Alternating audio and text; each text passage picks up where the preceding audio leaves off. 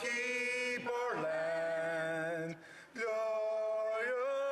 and free. Oh, Canada, we stand on guard for thee.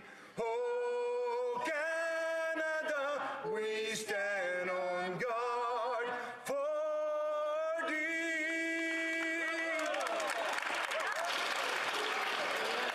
Let the doors be open. Que l'on ouvre les portes. Statements by members. Déclaration de député. The honourable member for Mississauga, Streetsville. Mr. Speaker, April marks Oral Health Month from April 4 to 10. We celebrated National Dentist Hygienist Week. As we celebrate this month, it is important to recognize the vital role that dental hygienists play in promoting good oral health and preventing dental diseases. By prioritizing these efforts, they can continue to ensure patients are educated on proper dental care techniques and provide professional teeth cleanings and preventative treatments. This year's theme is Oral Health for Total Health. By prioritizing our oral health, we can take important steps toward improving our overall health.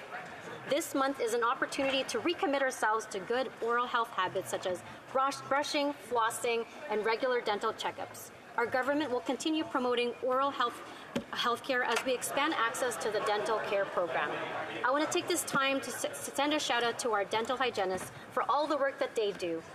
We owe them a lot for making sure that we have the best oral health possible. May they continue to help make our smiles shine bright. Thank you, Mr. Speaker.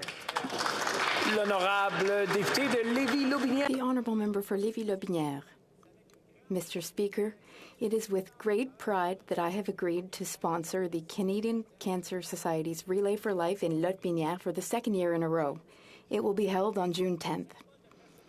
Since the relay began in 1999, the event has been a symbol of perseverance and a message of hope for those affected by cancer.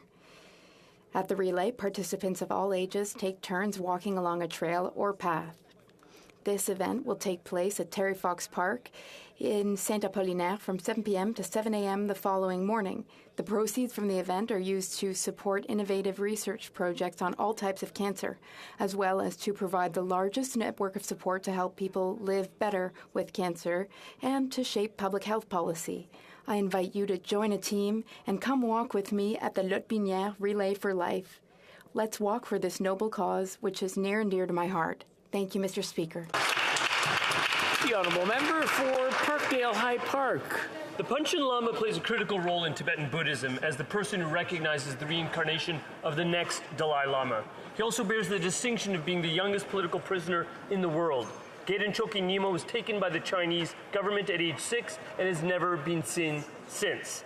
That was 28 years ago. Despite demands from the international community, the PRC has continuously refused to reveal the whereabouts of the Panchen Lama. Tenzin Thupten Rabgyal, the abbot of the Tashi Langpo Monastery, the official seat of the Panchen Lama, will be here in Ottawa this week to speak about the seizure of the Panchen Lama in 1995 and the subsequent seizure of over 1 million Tibetan children placed by the Chinese government into residential schools where they are deprived of their language, their culture, and their religion. Mr. Speaker, the human rights violations against Tibetan Buddhists in the PRC must stop. And as we approach the 34th birthday of the Panchen Lama, I ask all parliamentarians to join with me in calling for his immediate release. Tujiche. The honourable member for Laurentier-de-la-Belle. Thank you, Mr. Speaker. Today, I would like to congratulate the Promo Santé Centre. It's an organization located in Ferme-Neuve. For nearly 20 years, its mission has been to promote fitness and physical activity. They achieve this through 2 programs, risk factors and rehabilitation. The equipment, as well as professional services, are accessible free of charge to targeted clienteles. Thanks to the vision of Dr. Luc Laurent, the organization's president, the Promo Santé Centre is now affiliated with Montreal Heart Institute's EPIC Centre and is participating in its research project on preventing cognitive decline. We know that to have a healthy community, we must practice healthy lifestyle habits and know how to surround ourselves with people who are experts in this field. I thank the volunteers, the staff, and all the specialists at Promo Santé Centre for their dedication to cardiovascular health and health in general. Hamilton Mountain. This week marks both National Volunteer Week, when we recognize the contributions of many volunteers across Canada, and also the Awareness Month for Parkinson's, a neurological disease that affects the lives of more than 100,000 Canadians. In my riding of Hamilton Mountain, one woman embodies both these important causes. Kim Petrie, a wife and mother of 3, was diagnosed with Parkinson's 11 years ago when she was just 45 years old. Kim saw an opportunity in her diagnosis to raise both money and awareness for Parkinson's.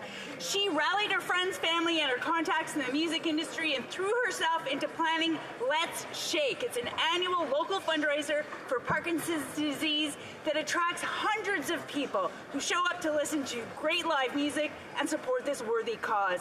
To date, Kim's efforts have amazingly raised over $300,000 for Parkinson's research. Thank you, Kim, for all you do for our community. The Honourable Member for Sarnia-Lambton.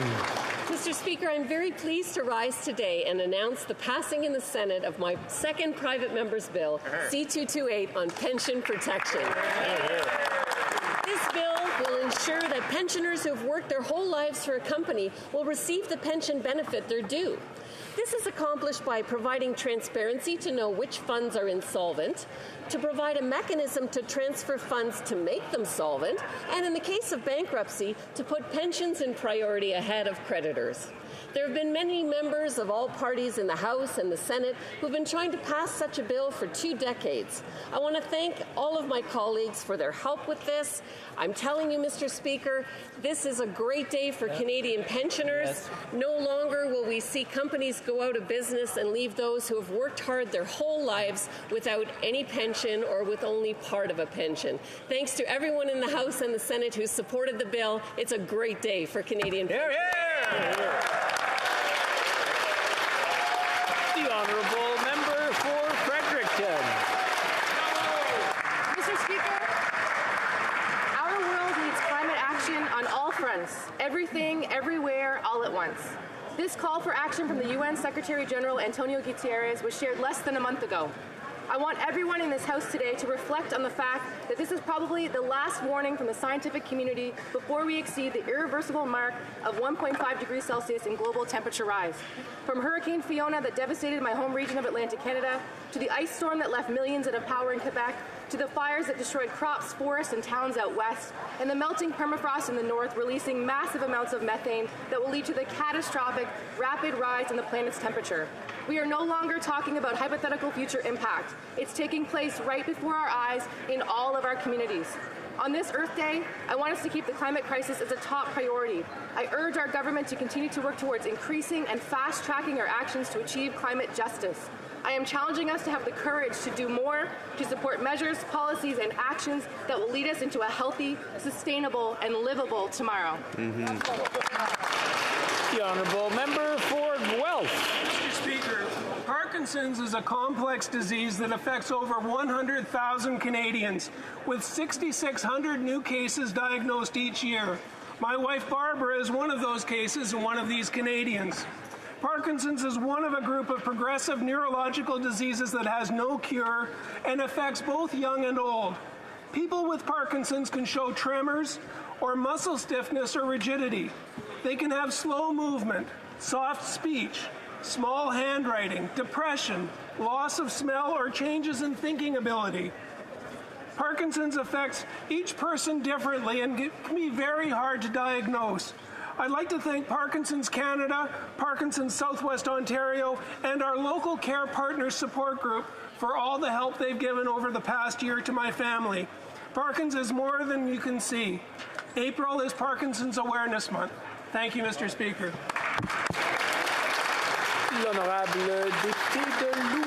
The Honourable Member for Louis Saint Laurent.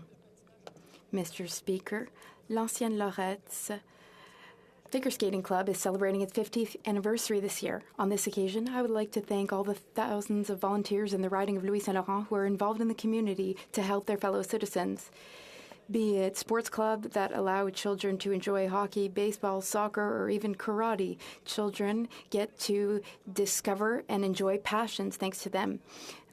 We have the Fermières. They teach young people the treasured traditions of craftsmanship, or the Optimist Clubs, which help and, above all, value young people. There are the Rotary Clubs, which allow teenagers to enjoy memorable experiences through international exchanges. Not to mention, Mr. Speaker, the Knights, active in Loretteville, l'Ancienne Lorette, and Van Belair, who provide assistance to those who need it the most. And, Mr. Speaker, the Native veterans who, under the leadership of Francine Baudry, meet every month to talk. I love to join them and talk with them. We also have the largest social group in Quebec City, the Club La Belle Époque, which is celebrating its 25th anniversary this year. My congratulations and thanks to the thousands of volunteers which make Louis Saint Laurent the most beautiful riding in the country. Member for Winnipeg North. Yes, thank you, Mr. Speaker. You know, the month of April is Sikh Heritage Month, and no matter where you go in Canada, from coast to coast to coast, you will find that members of our Sikh faith and others are celebrating Vaisakhi, Mr. Speaker. Vaisakhi is such an important time of the year. It's the creation of the Khalsa. The Khalsa is so important to all members of our Sikh community and others. In 1999, we passed a resolution in the Manitoba legislature. I was pleased to be the sponsor, recognizing the importance of the Khalsa. Mr. Speaker, at this time of the year, the month of April, as we appreciate the Sikh Heritage Month and all the valuable contributions that community does for us, it is a part of our Canadian heritage itself. So to each and every one of the members here today, I say Happy Vaisakhi, and do appreciate the Khalsa. Thank you, Mr. Speaker. The Honourable Member for York Simcoe. Mr. Speaker, buying a house used to be a milestone moment, like getting your driver's license, starting your career, getting married and becoming a parent, becoming Speaker. But the Liberals' failure to cut red tape and get houses built for most people. In Ontario, the gap between house prices and incomes has become a chasm.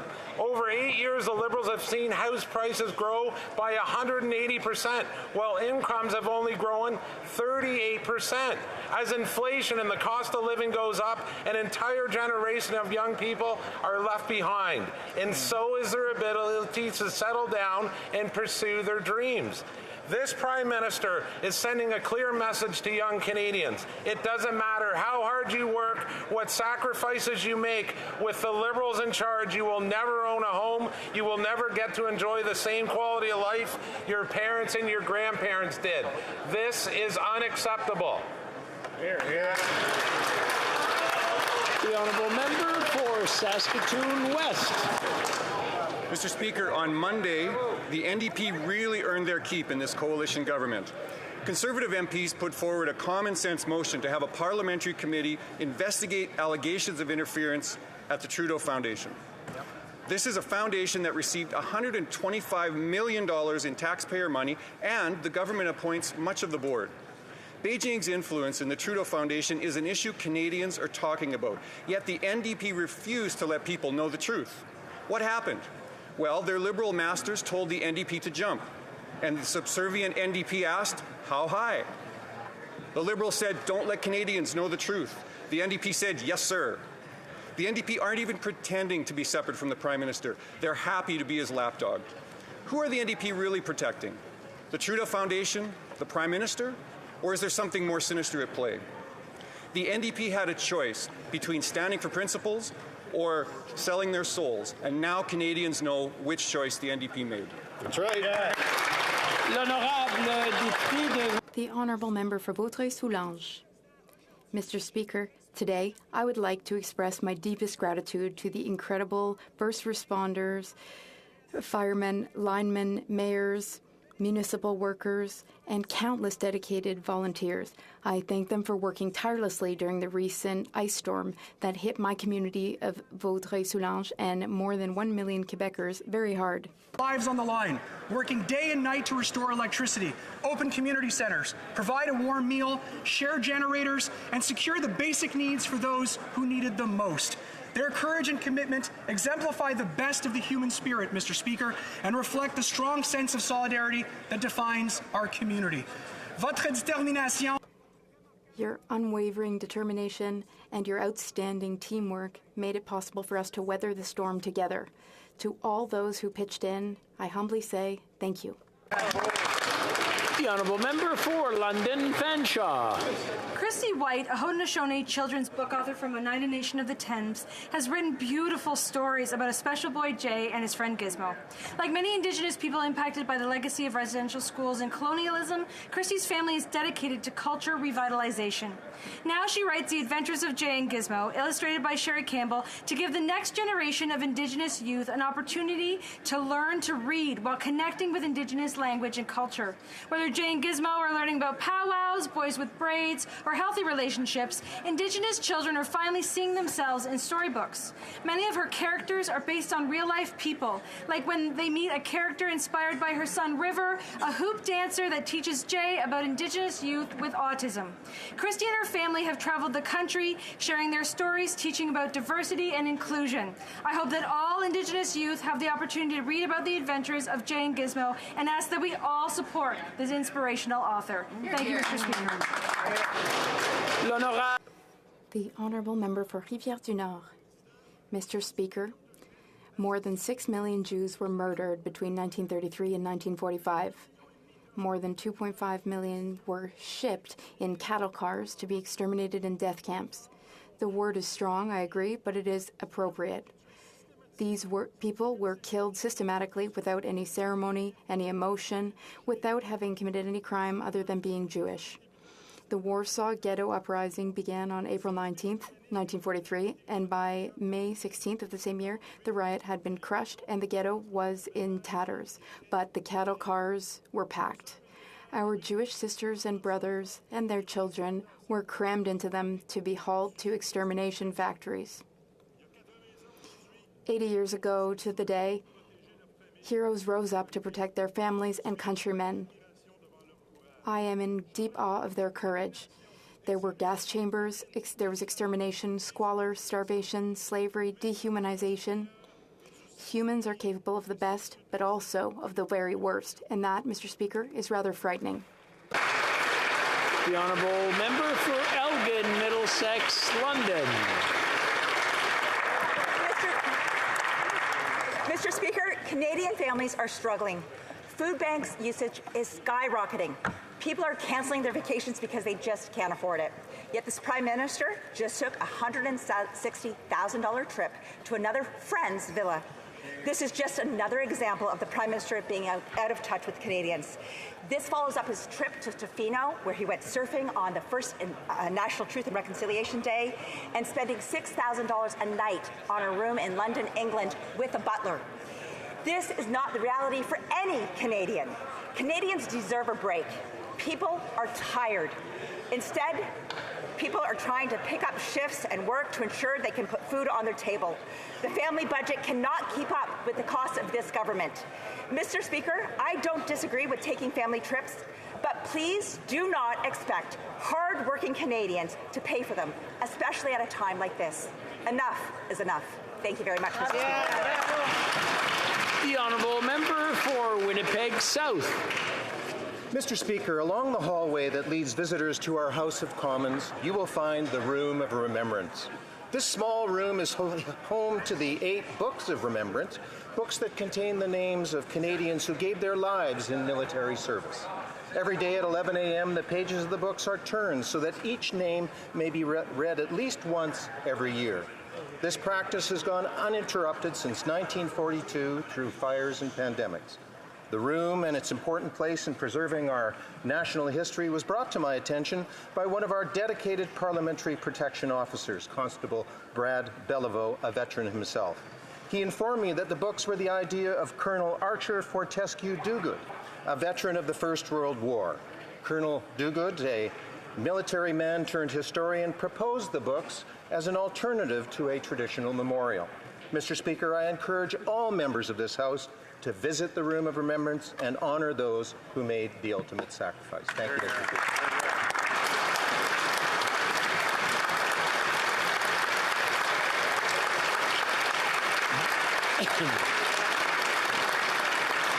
Question orale, oral questions. The Honourable Leader of the Opposition.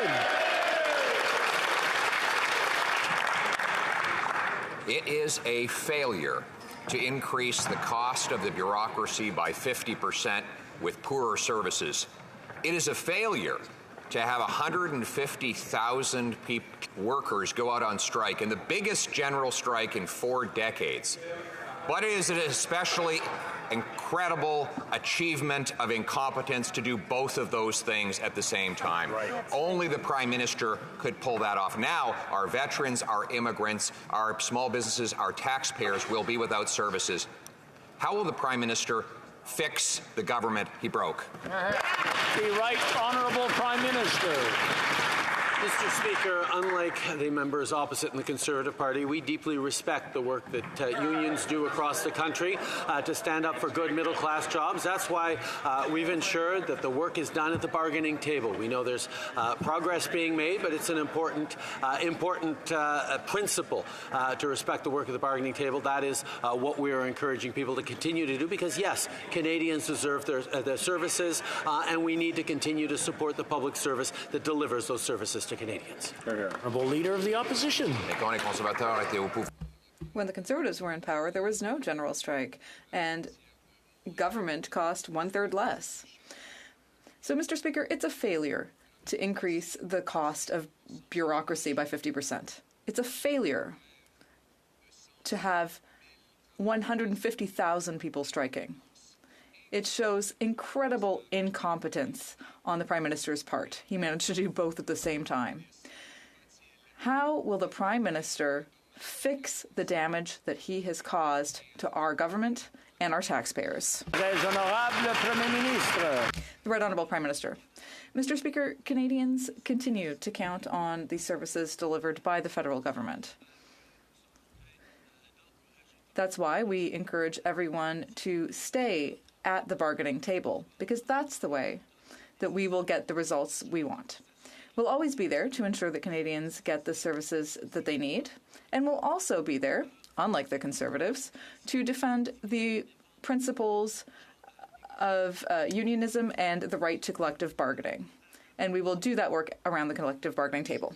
The Honourable Leader of the Opposition. Mr. Albert confirmed yesterday that he was gifted $80,000 worth of free accommodations at the villa of a Trudeau Foundation donor. That's what anyone else would have had to pay to stay there over that 9-day vacation. Now, he has a big IOU to those Trudeau Foundation donors, who will obviously be expecting something in return for it. Everyday Canadians pay for their own accommodations when they go on vacation. Will he agree to pay back that $80,000 gift? Right Honourable Prime Minister. Mr. Speaker, I went away with my family and my kids to stay with friends that we have known for decades in a place that I have stayed at many times over the past decades since I was 1 year old, Mr. Speaker. But of course, in all these situations, we work with the Ethics Commissioner to ensure that all the rules are followed, and that happened in this case. The Honourable Leader of the Opposition. Speaker, nobody is raising qualms with the Prime Minister having a vacation. I know it's his favorite thing to do. I had a vacation at the same time. It was a Sunwing package, and I did stay 5 hours waiting at the airport. But that being said, I paid for it myself. I paid for it myself. We're not asking for the Prime Minister to pay for the security. We're not even asking him to pay for his private jet. We're simply asking him to pay the same price any other family who stayed at that resort would pay, so that he doesn't owe anybody anything. Will he pay back that $80,000? The Right Honourable Prime Minister. Mr. Speaker, these are family friends.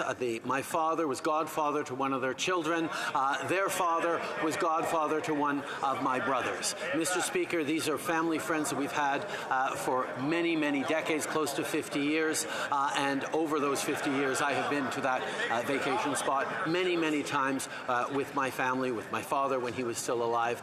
But of course, Mr. Speaker, we worked with the Ethics Commissioner to make sure all rules were followed, and we followed all the practices in regards to prime ministerial travel, including, unfortunately, having security along with us, which is a requirement for all prime ministers of any party. Here, here. The Honourable Leader of the Opposition. And we all agree the Prime Minister should have security. We have no problem with him having friends, and my friends might buy me a cup of coffee or a beer, but not an $80,000 gifted vacation that obviously comes with an IOU. This came from wealthy Trudeau Foundation donors who live in Bermuda, a long way away for his friends.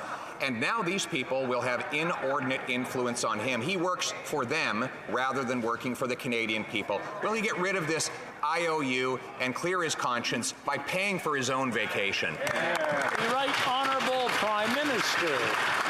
I don't think Canadians are worried about the Leader of the Opposition's friends who buy him a cup of coffee. I think the Canadians are worried about his billionaire friends that he's using to attack local news for Canadians right across the country. His issues with the CBC has brought him to involve American tech giants to try and attack the local news, the local culture, the francophone news that Canadians rely on from coast to coast to coast. Yes, we have our disagreements in this place, but when he goes running to his billionaire tech giant friends to try and attack Canadian institutions, Canadians should be asking tough questions of this leader.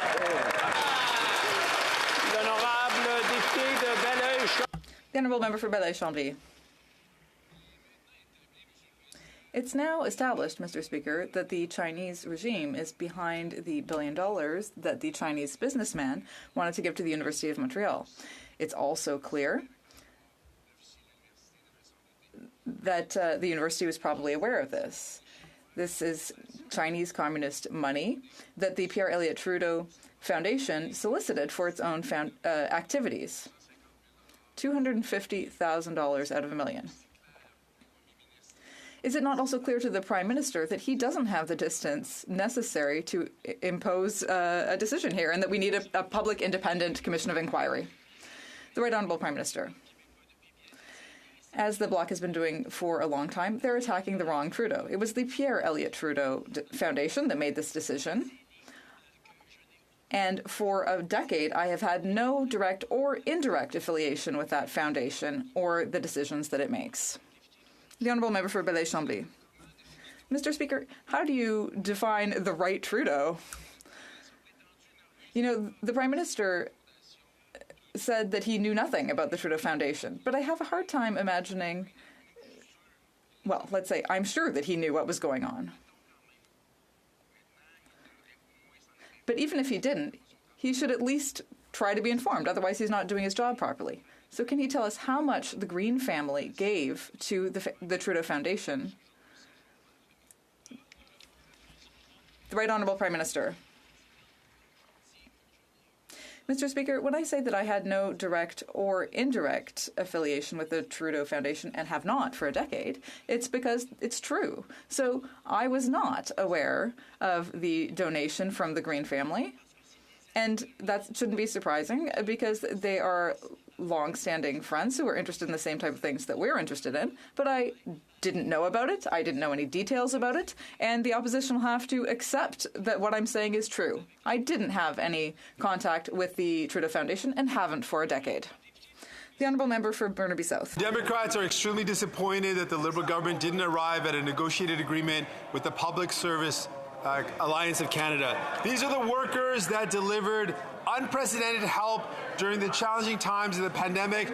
They deserve our respect. They don't deserve groans from the Conservatives. They deserve respect. These workers work hard, and now the government's got to step up. The government often talks a good game about a collective bargaining, but ends up doing very much the same as the Conservatives. So will the Prime Minister commit to not bringing in back-to-work legislation and instead commit to negotiating a fair deal for these workers? Honourable Prime Minister. Mr. Speaker, government negotiations are, as we speak, at the table with the unions, bargaining in good faith towards getting to the right solution that will continue to deliver the services that Canadians rely on and that they were able to rely on through the pandemic from our extraordinary public service, but also make sure that we're moving forward in responsible ways. This is something that we have always stood for. We will continue to support unions and collective bargaining. This is the first day of labour disruptions. We continue to be very optimistic. We're going to be able to see this resolved where it needs to at the bargaining table. Member for Burnaby South. Le gouvernement libéral parle souvent. The Liberal government often talks about workers' rights, but their actions are often the same as the Conservatives. Public service workers are some of the workers who worked the hardest during the pandemic. They deserve our respect. Will this Prime Minister commit to not tabling back-to-work legislation? Yes or no? The Right Honourable Prime Minister. Mr. Speaker, as my NDP colleagues know well, we are currently actively negotiating. Our negotiators are around the bargaining table. We're putting forward responsible proposals that respect the hard work of public service workers over the last few years, but that will also ensure that we will continue to provide services that Canadians need. L'honorable chef de l'opposition. The Honourable Leader of the Opposition. We now know from intercepted phone calls that the Chinese consulate sought to influence this Prime Minister by making a $140,000 donation to the Trudeau Foundation, a donation that was arranged and signed off on by the Prime Minister's own brother. This was for the specific purpose of influencing the Prime Minister's decisions as Liberal leader and eventually Prime Minister. Does the Prime Minister really expect us to believe he has never discussed the Trudeau Foundation with his brother since that donation?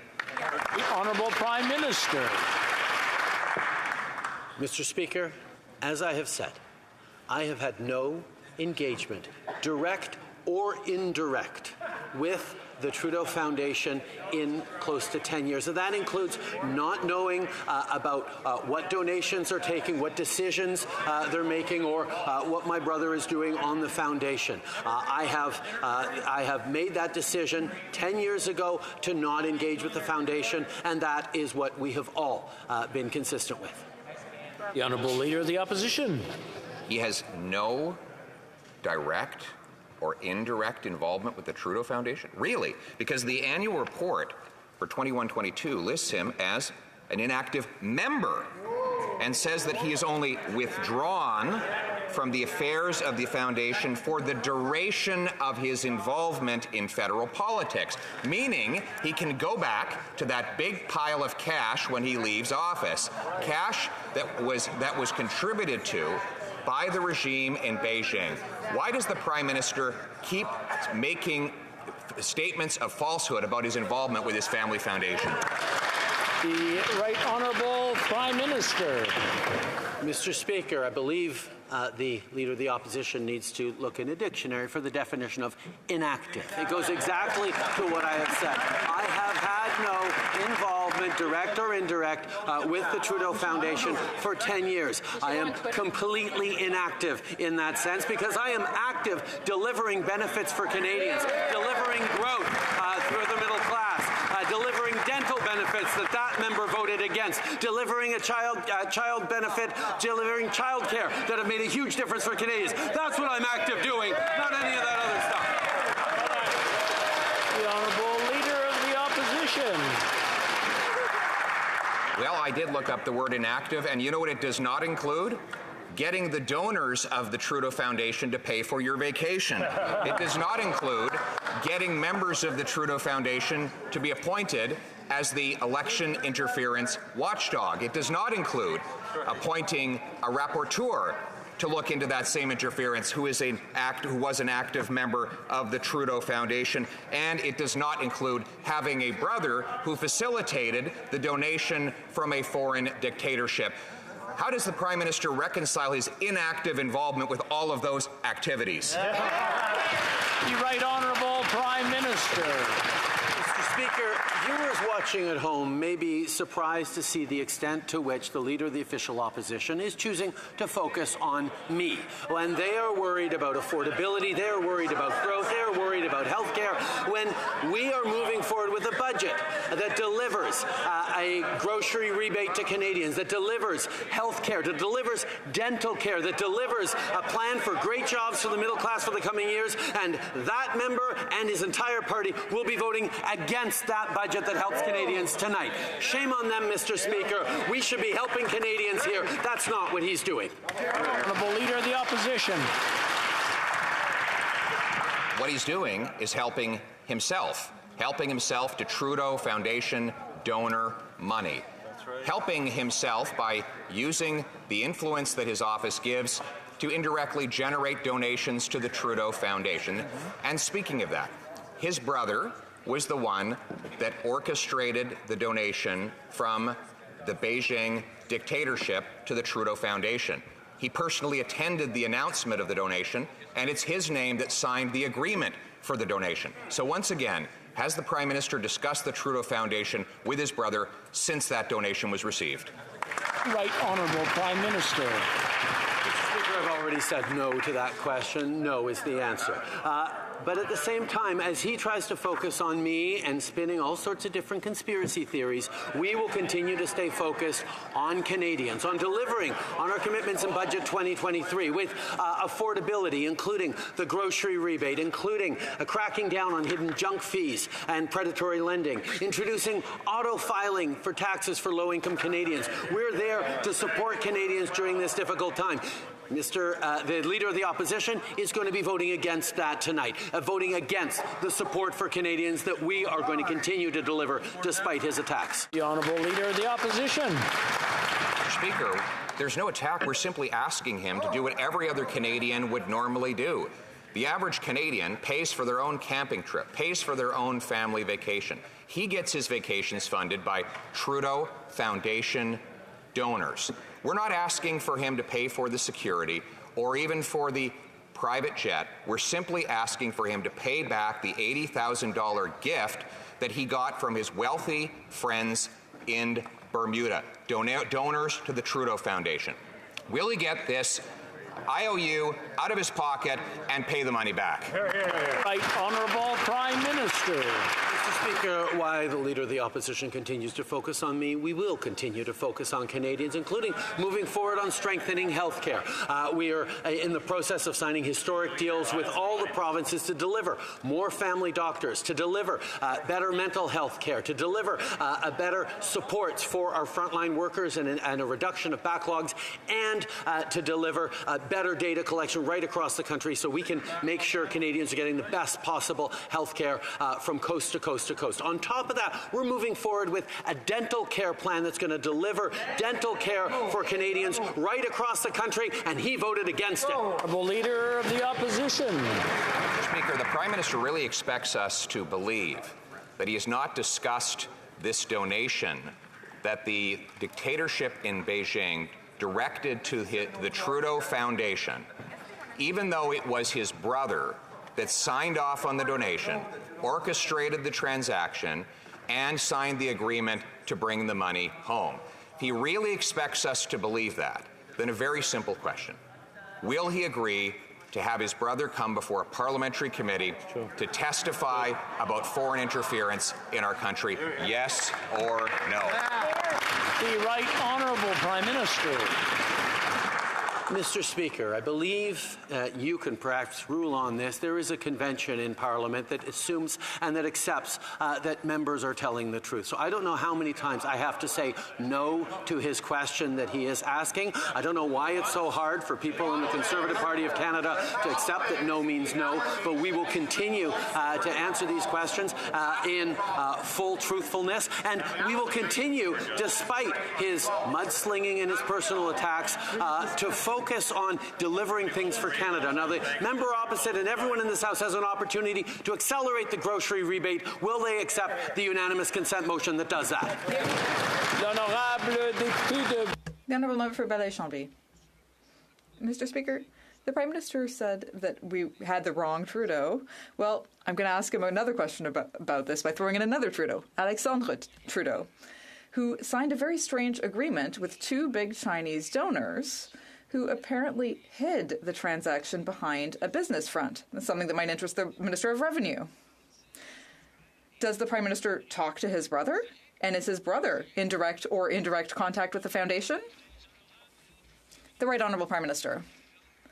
Mr. Speaker, as I've said many times, it's been 10 years since I've had no direct or indirect engagement with the Trudeau Foundation, and that includes the fact that I don't discuss the functioning of the foundation with my brother.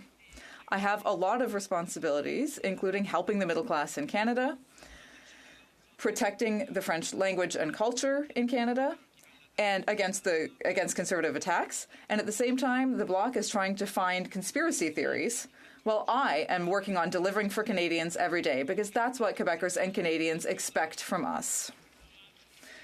The Honourable Member for Belleuil-Chambly. The Prime Minister didn't know anything. He doesn't speak to his brother. Does he talk to his cabinet?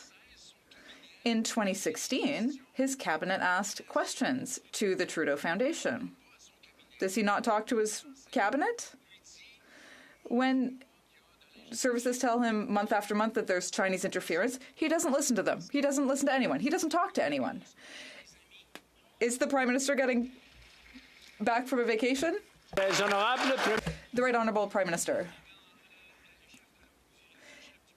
Mr. Speaker, the leader of the Bloc Québécois might be referring to the fact that in 2016 there was a lot of coverage and a lot of questions about the Trudeau Foundation, and my cabinet did need to go get answers to the questions that the media was asking us, because we didn't know what was happening inside the Trudeau Foundation.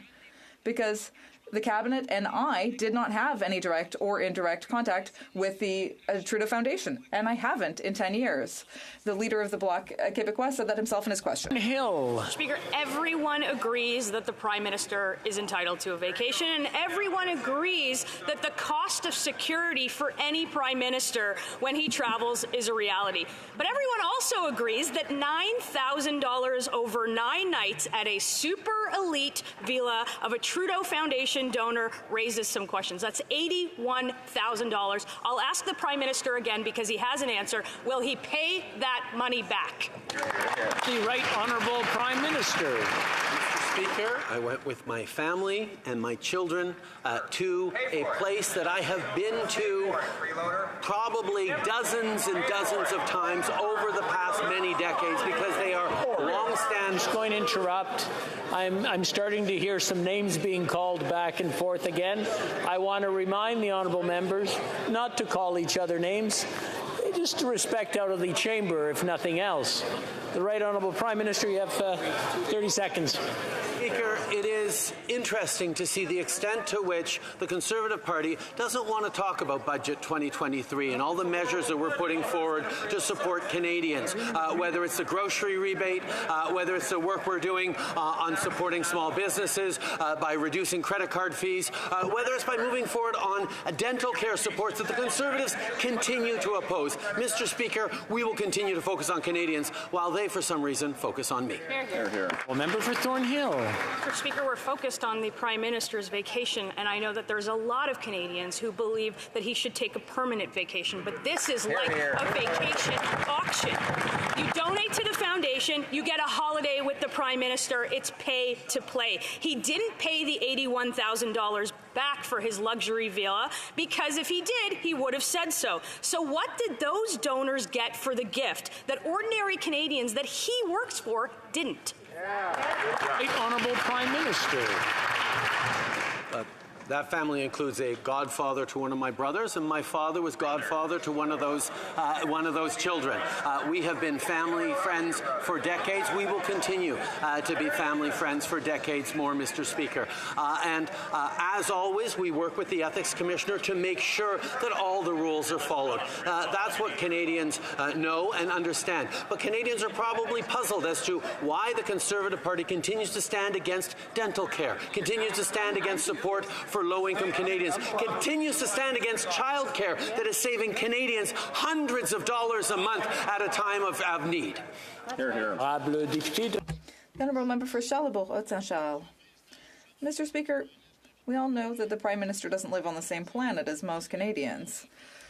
He's more afraid of the end of the world than he is of the end of the month. We also know that the friends that he goes on vacation with are very, very wealthy. But as Prime Minister, he has an ethical and moral responsibility to pay for his personal expenses when he's traveling. Can the Prime Minister confirm that he will pay for the accommodation that he had in Jamaica? The Right Honourable Prime Minister. Mr. Speaker, it's extremely important that Canadians can trust in the work that we're doing here.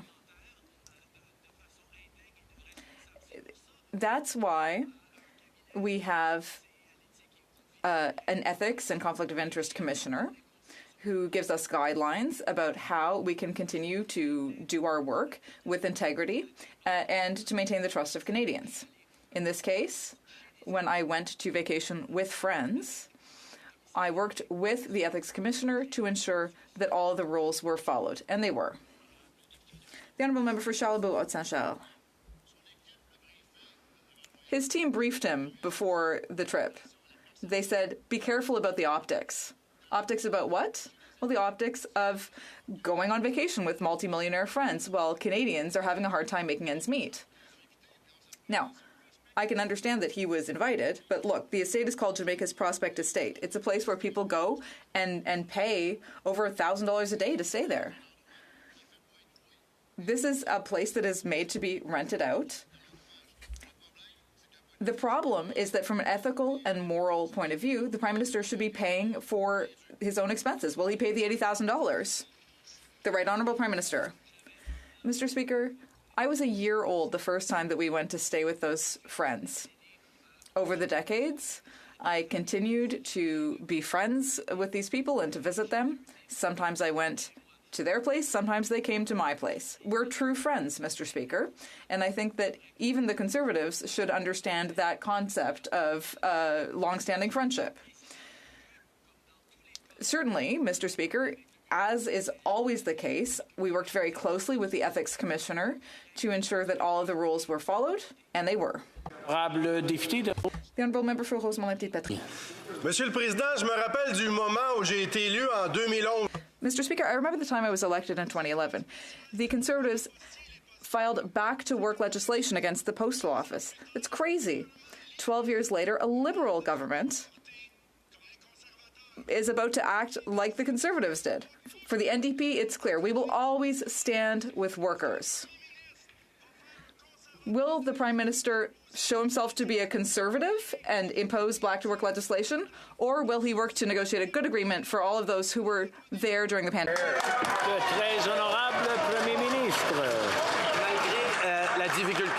The Right Honourable Prime Minister. Despite the trouble that I had actually hearing the member's question, I can say that we are working in good faith and we are around the bargaining table because for years we have shown that we respect the work of unions, the essential work that they do to defend the middle class and good jobs, including public service jobs. And we will continue to work in good faith around the bargaining table to ensure that services can be provided to Canadians. For London.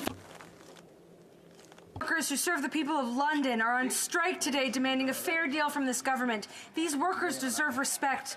People in London are looking carefully at what the government does next.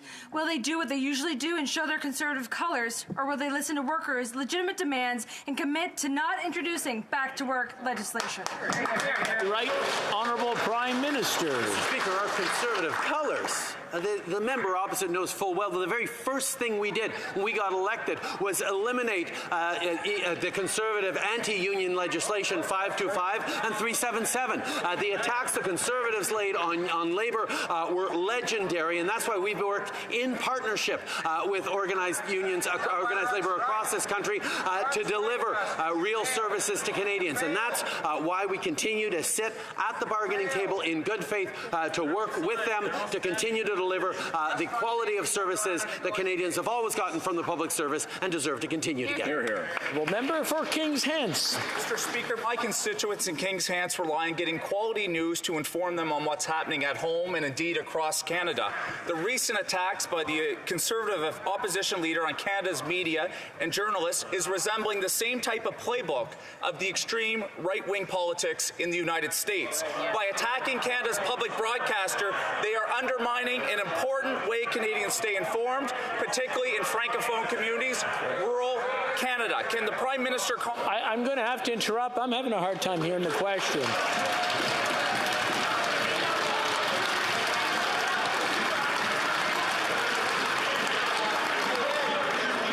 Maybe take the question not from the top, but about halfway, please. But you know what, But, Mr. Speaker, the fact that I'm getting drowned down is actually just a real illustration of where the Conservative Party of Canada is at right now. Let me ask this, Mr. Speaker. Can the Prime Minister comment on this government's approach to protecting local media and vibrant news outlets in this country in opposition to what that party is standing for right now? Right Honourable Prime Minister.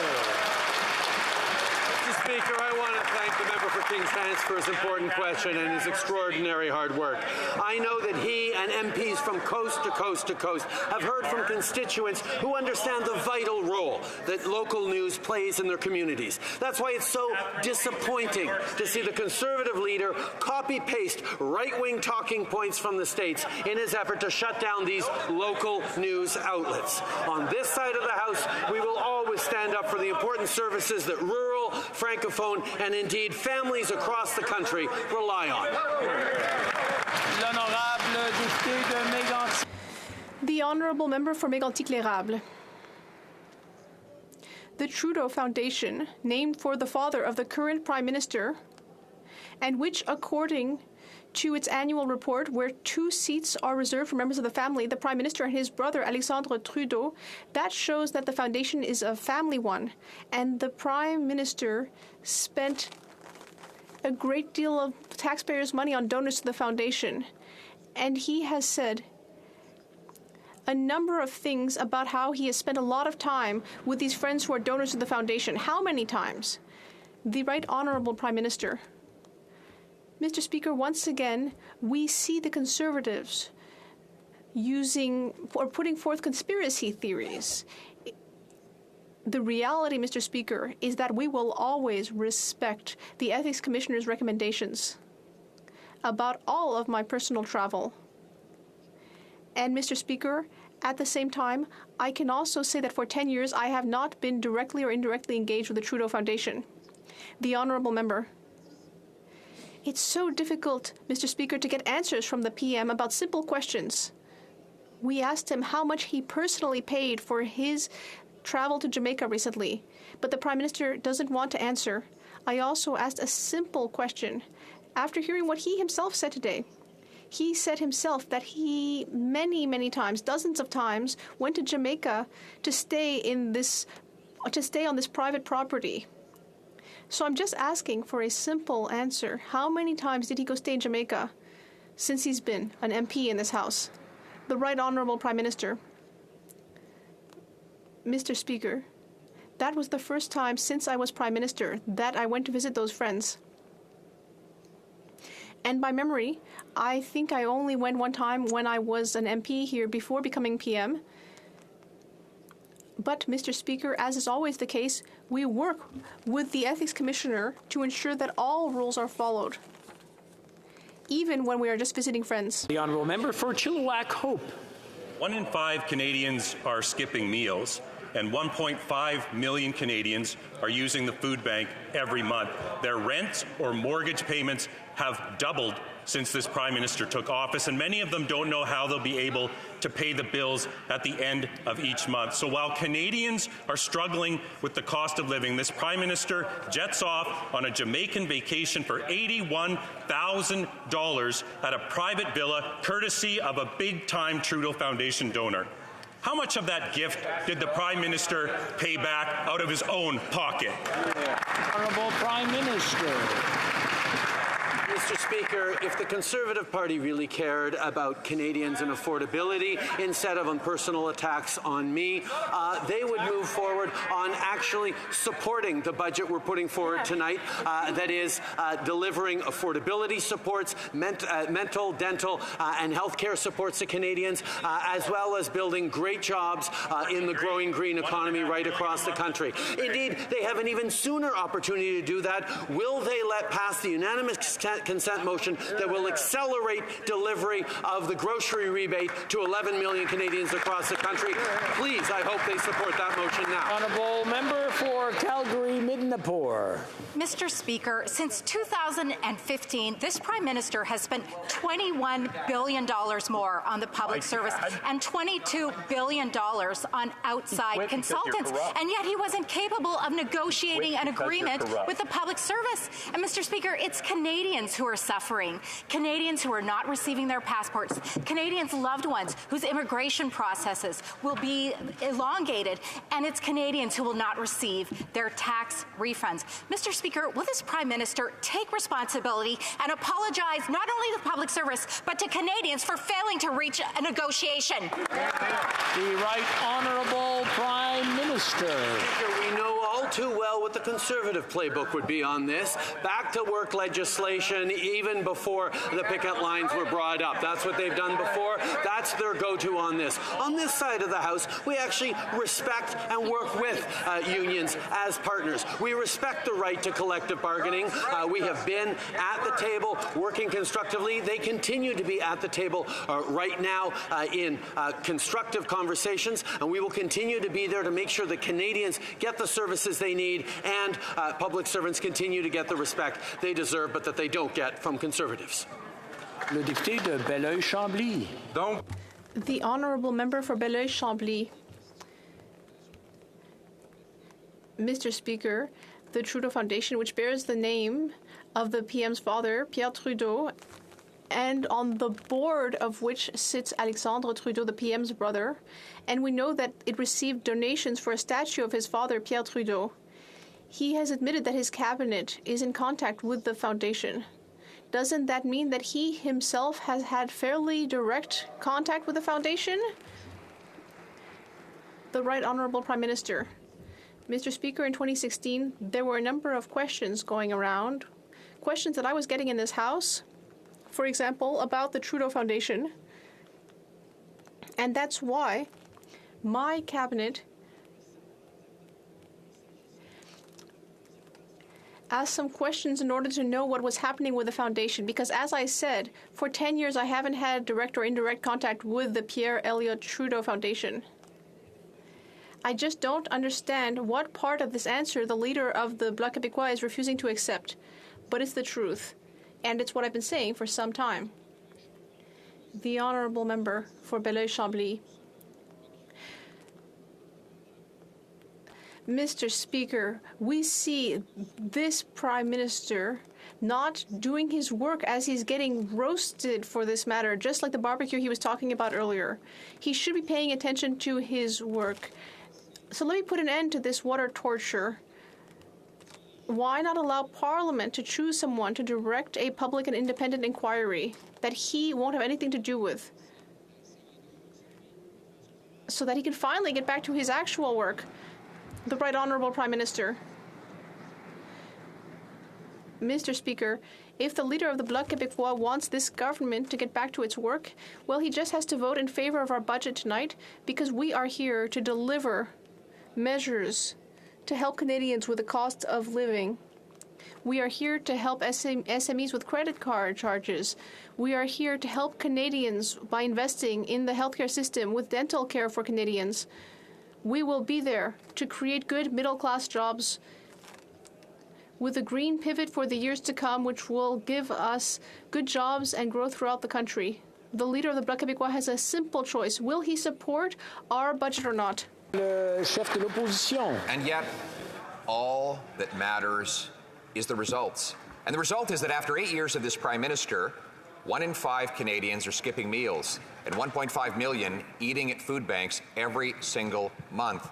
Some are eating out of garbage bins because of his inflationary policies. His solution that we're voting against is to bring in a 41-cent a litre carbon tax that will cost $1,500 per household in net expenses after rebates on higher home bills, higher grocery bills, and higher gas bills. Will he axe his tax if he really wants to help? The Right Honourable Prime Minister. Speaker, the leader opposite wants to talk about what we've done since 2015. Let's talk about that. We've lifted over 435,000 children out of poverty through the Canada Child Benefit, which his party campaigned against. We created over 50,000 childcare spaces to date and cut childcare fees in half across the country, including 6 provinces and territories that are $10 a day that he voted against. We've helped over 230,000 kids access dental care so far, which his party voted against. Mr. Speaker, every step of the way, we've been there for Canadians.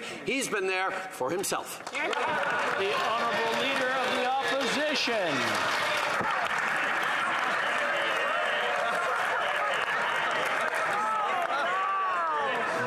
This from the guy who just stuffed his face with an $80,000 free vacation. Sometimes you make it easy for me, Justin.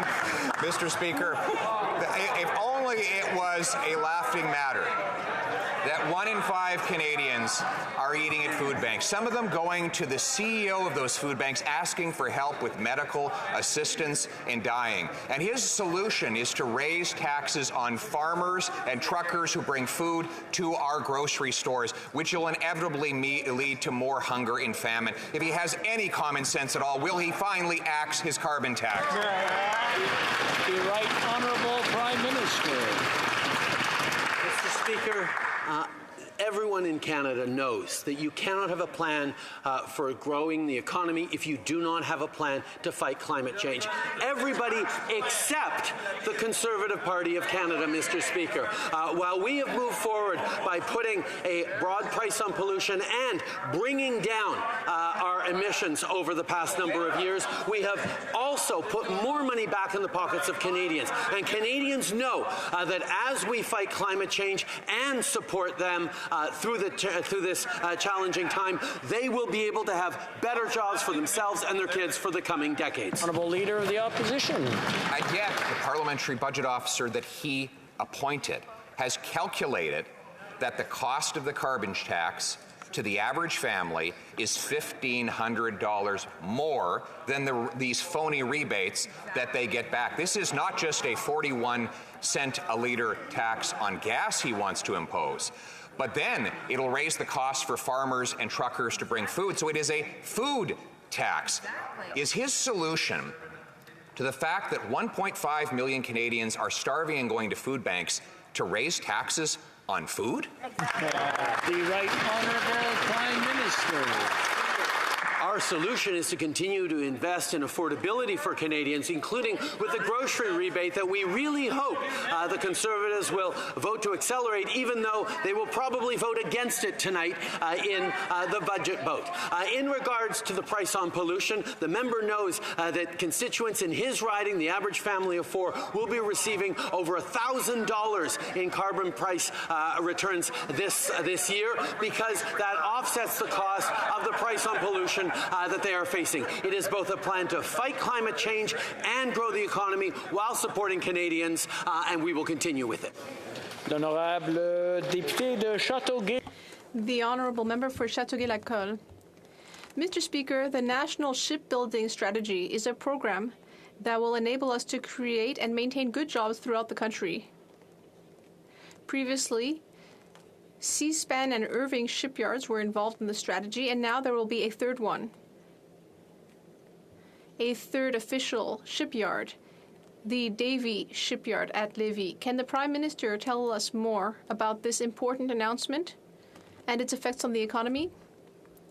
The Right Honourable Prime Minister. Mr. Speaker, I'd like to thank the member for Châteauguay-Lacolle for the question and her hard work. We recently announced that Davie Shipyard at Lévis will be the third strategic partner under the National Shipbuilding Strategy. This represents $21 billion in revenue and 4,500 well-paid jobs in the region of Quebec City. Davie is currently working on the design and construction of 6 icebreakers and 1 of 2 polar icebreakers for the Coast Guard. We will be there for Quebec in a way that the Conservative Party has never been. Position.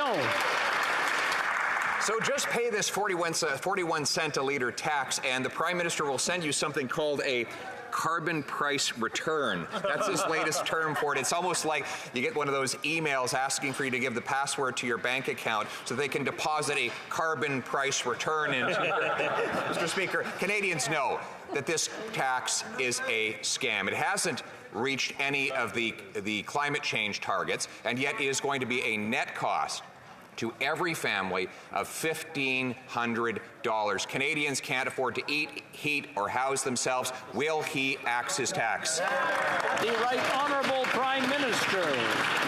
Mr. Speaker, the member opposite chooses to spend a little time in his riding of Carleton, because if he did, he would hear from family members and individuals in his riding who just last Friday received the Climate Action Incentive check to families right across his riding, right across Ontario, in one of payments every 3 months that will total over $1,000 for Ontario families of 4 to help them offset the price of pollution that we put and continue to build good jobs and a better future for all Canadians. That's what we're doing. People know we have to fight climate change and support families. Honourable Leader of the Opposition. I have spent time in my riding, and what they're talking about is that they can't afford to put gas in their car because the Prime Minister's carbon tax is already 14 cents a litre, rising to 41 cents a litre. And according to a report, page 3 of the Parliamentary Budget Officer whom he appointed, the net cost to the average Ontario family, above and beyond any rebate checks they will get, is $1,820 a year. Mr. Speaker, this is not an environmental plan. It is a tax scam. Will he axe the tax? The Right Honourable Prime Minister. The Parliamentary Budget Officer's report concurs with our analysis that points out that 8 out of 10 families across the country in regions where the federal backstop is brought in do better with the climate action rebate than the carbon price costs them. This is something that is well established. What is less clear, Mr. Speaker, is how the Conservative Party of Canada plans to grow the economy and create good jobs for the future when they refuse to accept that climate change is real and also provides an opportunity to innovate and grow the economy. The Opposition. Mr. Speaker, not only does page 3 of the Parliamentary Budget Officer report show that when you add the fiscal and economic costs, the net cost above and beyond the rebates is $1,820 per Ontario family, with the majority, the vast majority, paying more than they get back. And apparently the Environment Minister didn't get the memo. He let the cat out of the bag and admitted that Canadians would pay more in taxes than they got back in any benefits, proving that everything this Prime Minister has said on this tax has been false. Why won't he admit what his Environment Minister has already said and say this is a scam? The Right Honourable Prime Minister. I think it would do some good for the Leader of the Opposition to speak to some of his caucus members, whether they be from the Lower Mainland and the Fraser Valley in BC, or whether it be across the prairies, places where they're dealing with flooding or more extreme wildfires, to think that there is no cost associated with climate change. It's just getting loud again. I just want to make sure that the honourable member who asked the question gets to hear the answer.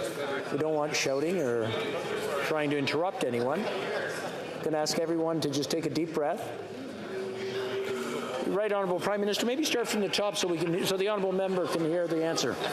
Over the past years, we have seen right across the country, including in many Conservative-held ridings that should be telling this to their leader, that the cost of inaction on fighting climate change is getting alarmingly high. Whether it's floods or wildfires or droughts, we are seeing impacts of climate change that are going to get worse and worse. That is why it is necessary to have a plan to fight climate change and grow the economy in sustainable ways that'll give great jobs for Canadians for the coming decades. Well, that's exactly what we've done with our approach on fighting climate change and in our latest budget. L'honorable député, the honourable member for Pierre Fond-Dollard. Mr. Speaker, last week, Environment and Climate Change Canada published the National Greenhouse Gas Emissions Inventory. This annual exercise sums up the state of fighting climate change in Canada. There are a number of pieces of good news in the report. Can the Prime Minister tell this House about Canada's record on GHG emissions reductions? The Right Honourable Prime Minister. Mr. Speaker, I'd like to thank the member for Pierre Fontenelle for his question. A very relevant one, in fact. Especially given the questions we've been getting from the Conservatives. We are pleased to announce that Canada's emissions are going down compared to previous levels, and we are also growing our economy at the same time. And this is not something that happened by chance. We have brought in historic policies. I'm sorry, it's getting ridiculous. I'm trying to hear the Prime Minister's answer. It's almost impossible. I'm going to ask everyone to calm down. And I will ask the Prime Minister to start about halfway through his question. Thank you, Mr. Speaker. We are pleased to announce that Canada's emissions are going down compared to 2019 and 2005 levels. And we are continuing to also help our economy grow. And since 2015, we have taken historic action, notably by putting a price on pollution. Conservatives are saying we must choose between air quality and the strength of the economy. But we are meeting both of those goals, and we will also be meeting our 2030 climate goals. Member for Edmonton Griesbach. Look, we've heard a lot of non-answers today, Mr. Speaker. Workers deserve decent wages and good working conditions. The Liberal government claims they support workers, but the last moment they act like Conservatives and don't have the workers' backs when they take a stand. For the final and last time today, Mr. Speaker, will the government commit to protecting workers' rights and not force workers back to work, yes or no? The Right Honourable Prime Minister. Mr. Speaker, we are engaged in full respect, in debate, in discussions and negotiations at the bargaining table, which is where that needs to happen. Our negotiators and the unions are hard at work finding a way to ensure that we continue to support and respect the extraordinary public servants who've worked so hard, including over these past difficult years of pandemic, to deliver services for Canadians at the same time as we move forward in a way that is responsible for Canadian taxpayers. This is the work we will do in good faith and positively, like we have always engaged with unions across the country. Honourable Member for Spadina, Fort York. Mr. Speaker, most Canadians know that the federal carbon tax is a farce. It siphons 14.3 cents a litre from the pockets of consumers. It increases the cost of living. It contributes to inflation, and it causes even higher food prices. Sadly, the carbon tax does little to fight climate change. Equally disturbing, Mr. Speaker, there is tax cascade. Interrupt there and ask the honourable member to start again. I just couldn't hear the question.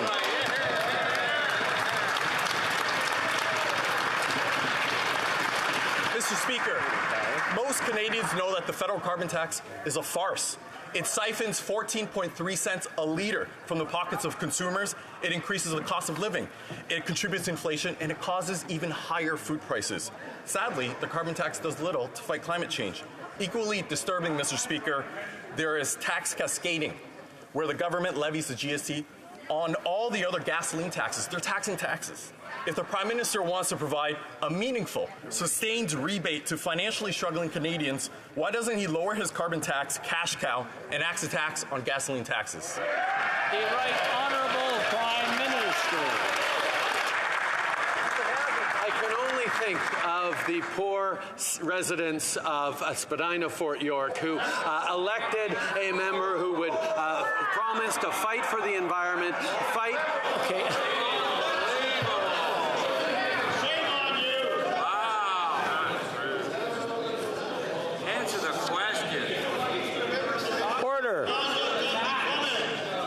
Order. Please continue. Mr. Speaker, I can only feel bad for the citizens of Spadina, Fort York, who elected someone they thought was going to stand up for them, deliver them supports while putting a price on pollution and returning more money to the pockets of hardworking Ontarians. And now he's just spewing Conservative talking points. It's a real shame to see that, Mr. Speaker, but on this side of the House, we will continue to stand and fight for Canadians and for the fight against climate change.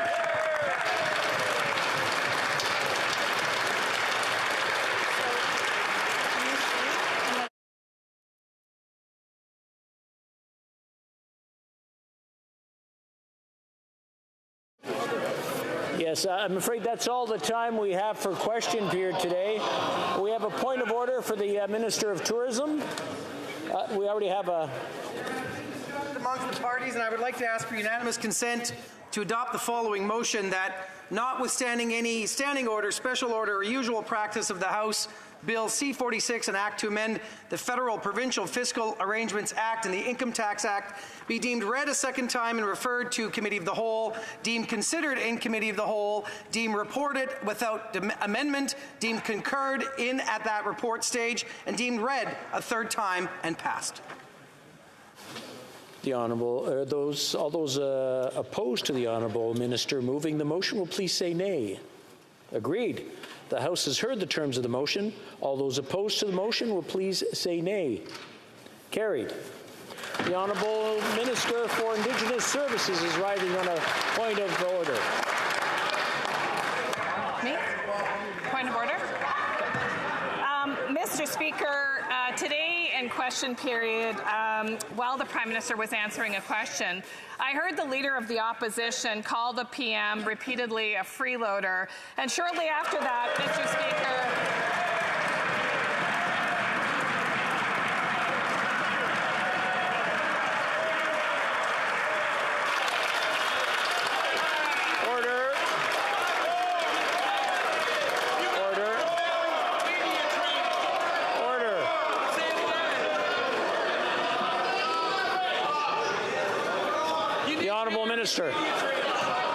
Minister. Hang on.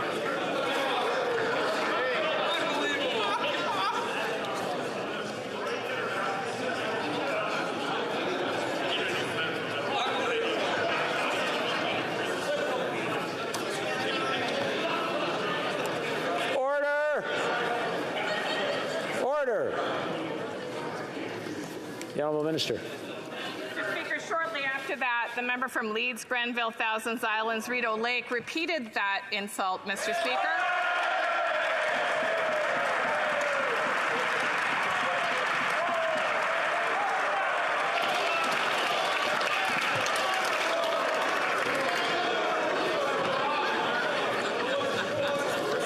One second. Please continue. To this place, I was really impressed by the rules of order, Mr. Speaker, that really encourage us to debate policy without resorting to personal slurs and attacks. Mr. Speaker, it's disappointing for the many young people who are considering an entry into politics, including many women, to watch the member of the opposition, including the leader. We're starting to get into debate right now, so I'm going to ask the Honourable Member to sit down. I'll take it under consideration. We have a point of order from the Leader, and then over to the Honourable Member for Saanich Gulf Islands. The Honourable Member, or the Honourable Leader of the Opposition. Yes, on the same point, Mr. Speaker, I've consulted the Cambridge Dictionary. A freeloader is a person who uses money, food, a room in a house given by other... Starting to get into debate, I'm going to have to interrupt.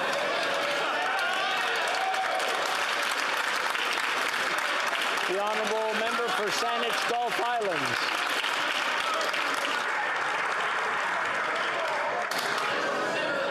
Mr. Speaker, as you can well imagine, it was always hard to hear everything from here, but it was pretty clearly the case that the Leader of the official opposition used the Prime Minister's first name in some of that tumult. Perhaps you can listen to the tapes and determine if that occurred.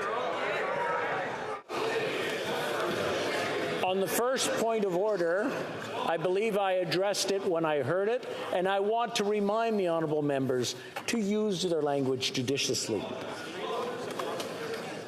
On the other hand, on the other one, we'll look into it and see exactly what's happened, if there was anything used by the honourable member, and we'll come back to the House should we see it necessary. But again, I want to remind everyone that we're here for the good of the country, not to call each other names, and to debate, not to argue. It being 3:21 Pursuant to order made on Thursday, June 23rd, the House will now proceed to the taking of the deferred recorded division on the motion to concur in the 14th report of the Standing Committee on Citizenship and Immigration concerning the extension of time to consider Bill 245. Call in the members.